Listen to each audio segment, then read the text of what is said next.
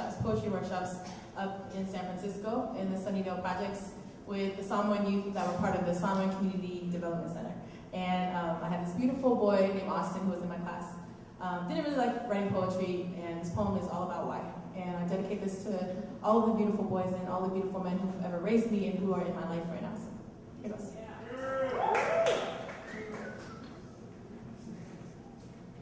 Austin doesn't like to write poetry. When every one of his peers is scribbling testimonies made of glue and stick them pressed face heavy on the blank pieces of paper that I give to them as my peace offering for the week, he sits on the outside of the circle.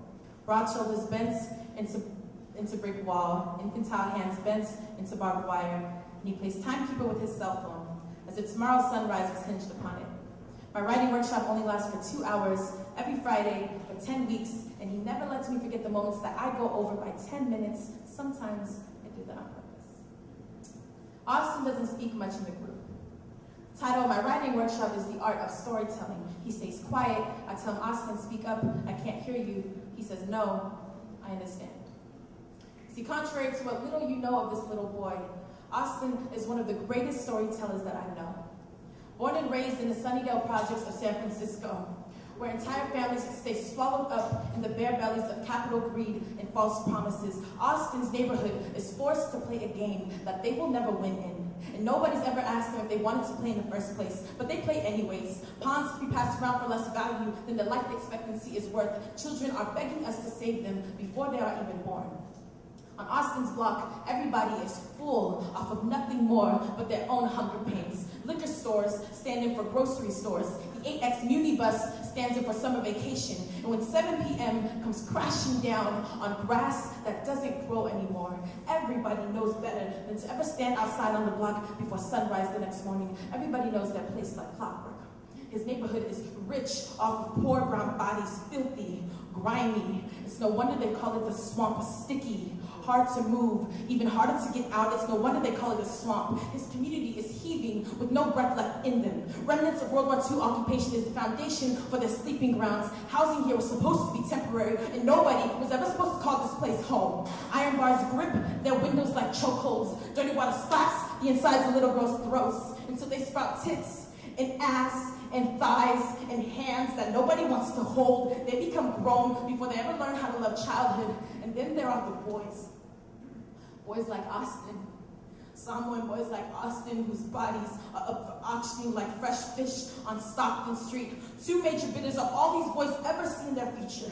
Both specialize in recruitment, but not the kind that gets you into college, but the kind that throw you footballs to convince you you've got it. The only ticket off the islands, onto the mainland, to the 50-yard line. This pipeline is plated in gold, and our boys were born wearing hard hats. Quitting time was supposed to be yesterday, but they keep on mining until they strike it big.